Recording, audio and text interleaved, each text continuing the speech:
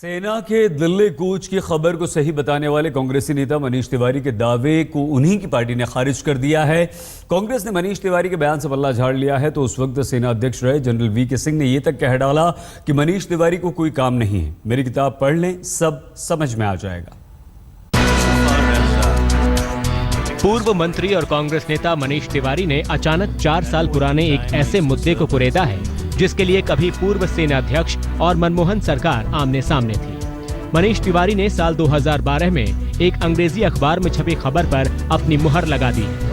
दिल्ली में एक book launch के लिए पहुंचे पूर्व मंत्री ने एक सवाल के जवाब में कहा, Got out a news on the front page that army is marching, army contingents are marching towards Delhi, and the Prime Minister of India, Mr. Manmohan Singh, he said if it is so, it is very serious. And Ministry of Defence did nothing to rebut this particular charge. Insofar as the particular story that you are referring to, at that point in time I used to serve on the Standing Committee of Defence. And it's unfortunate, but the story was true.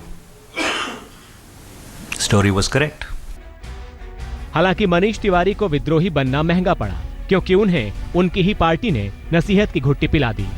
Party के प्रवक्ता अभिषेक मनु सिंघवी ने मनीष तिवारी के दावे को सिरे से खारिज किया और ये भी कह दिया कि उन्हें ये सब कहने का कोई आधिकारिक हक नहीं है। जब ये आरोप कुछ अरसे पहले अखबारों में और न्यूज़ रिपोर्ट्स में चर्चित हुए थे, उस समय भी वरिष्ठ मंत्रियों ने, सरकार ने, कांग्रेस पार्टी ने इनको नकारा था बड़े स्पष्ट शब्दों में, स्पष्ट वक्तव्यों में।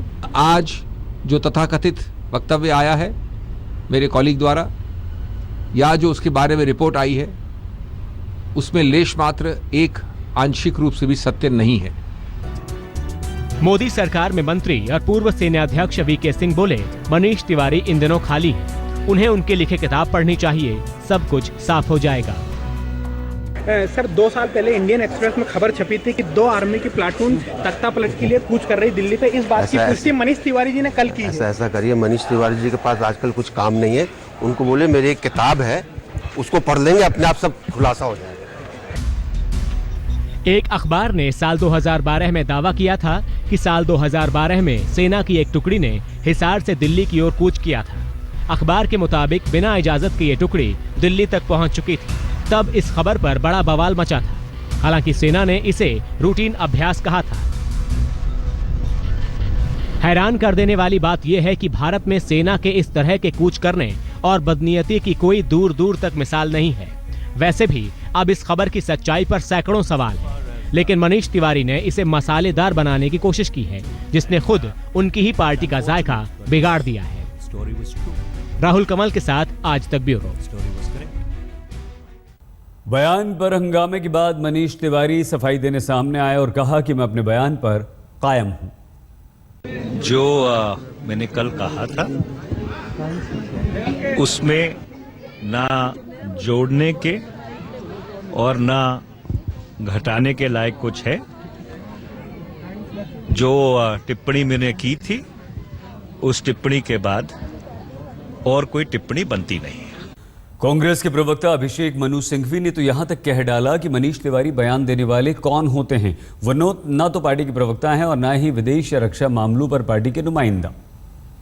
मैं ये भी कहना चाहता हूं कांग्रेस पार्टी की तरफ से कि जो व्यक्ति और जो मेरे कॉलीग न इस मामले में प्रवक्ता हैं कांग्रेस पार्टी के, न उनको विदेश नीति या रक्षा नीति या बाकी विभिन्न मुद्दों पे किसी प्रकार का प्रवक्ता बनाया गया है या किसी प्रकार का अधिकार क्षेत्र है।